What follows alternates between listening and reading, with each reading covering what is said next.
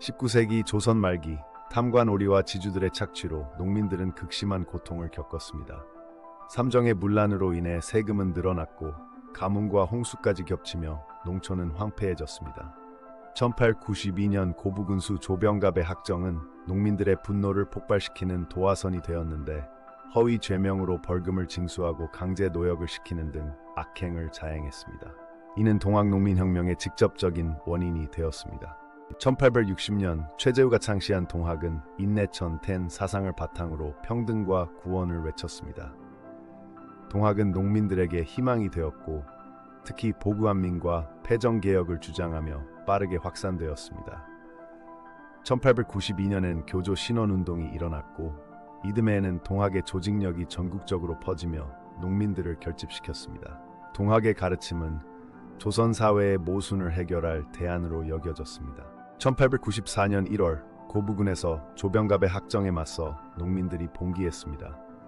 농민들은 죽창과 곤봉을 들고 관할을 습격하며 항거했습니다. 이들은 무과 급제자 출신 전봉준의 지휘 아래 조직화되었고 탐관오리의 처벌과 세제개혁을 요구했습니다. 정부는 안핵사 이용태를 파견해 진압하려 했으나 오히려 무고한 농민들을 탄압하며 사태를 악화시켰습니다. 전봉준은 고부봉기 후 농민군의 총대장으로 추대되었습니다. 그는 무과의 급제한 경험을 바탕으로 전투와 조직에 능했습니다. 1894년 4월 그는 패정개혁과 보국안민을 기치로 백산에서 봉기를 주도하며 농민군을 재결집했습니다. 그의 리더십 아래 농민군은 황토현에서 관군을 격파하며 세력을 확장했고 전주성까지 점령하는 등 큰 성과를 거두었습니다. 1894년 4월 황토현 전투에서 농민군은 관군을 상대로 압승을 거두었습니다. 이 승리로 농민군의 사기는 크게 올랐고 전주성까지 점령하며 세력을 확장했습니다. 농민군의 요구를 받아들인 조정은 전주 화약을 체결해 탐관오리 처벌과 개혁을 약속했습니다.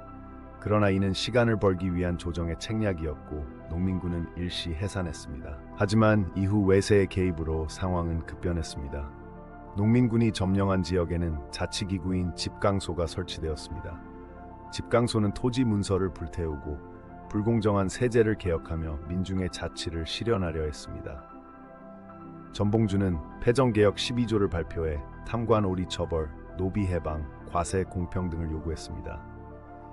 그러나 조정과 지주들의 반발로 실질적인 개혁은 어려웠고 외세의 개입으로 인해 집강소의 운영은 오래 지속되지 못했습니다. 1894년 6월 조선 정부는 청나라의 군사 지원을 요청했습니다. 이에 일본이 조선의 내정 간섭을 명분으로 군대를 파병하며 청일 전쟁이 발발했습니다.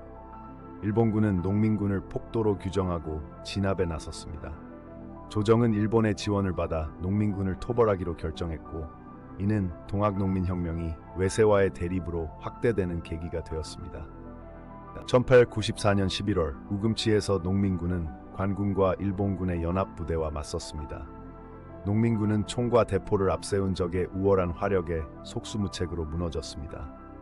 수천 명의 농민군이 전사하거나 포로로 잡혔고 전봉준은 패잔병을 이끌고 후퇴할 수밖에 없었습니다. 이 전투는 동학농민혁명의 전환점이 되었으며 농민군의 쇠퇴가 시작된 결정적 순간이었습니다. 1895년 1월 전봉준은 체포되어 서울로 압송되었습니다. 그는 고문을 견디며 조선 정부와 일본군에 맞선 의지를 굽히지 않았습니다.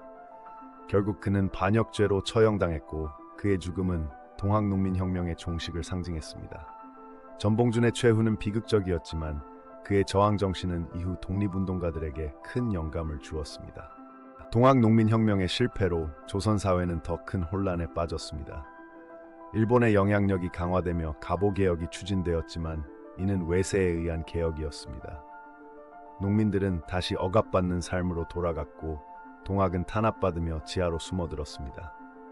그러나 이 혁명은 조선의 모순을 적나라하게 드러냈고 이후 항일운동의 기반이 되었습니다. 동학농민혁명은 조선 최대의 민중 항쟁이었습니다.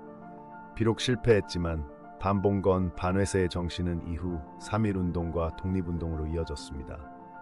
20세기 초부터 동학난이 아닌 농민전쟁으로 재평가되며 민족주의 운동의 시발점으로 인정받고 있습니다.